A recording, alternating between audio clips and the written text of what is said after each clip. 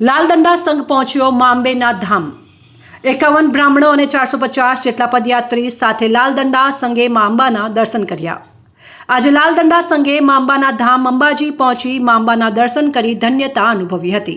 ભાદરવી પૂનમ નિમિત્તે અંબાજી અનેક સંઘો આવે છે, પરંતુ આ સંઘોમાંથી સૌથી વધુ આકર્ષણનું કેન્દ્ર અને ઐતિહાસિક મહત્વ ધરાવતો સંઘ લાલદંડા સંઘ છે।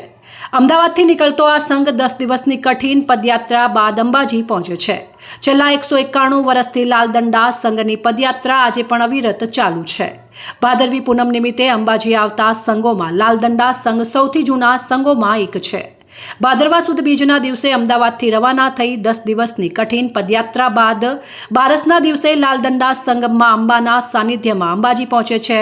આ દરમિયાન ઠેર ઠેર તેમનું સ્વાગત કરવામાં આવે છે તથા તેમને આવકારવામાં પણ આવે છે।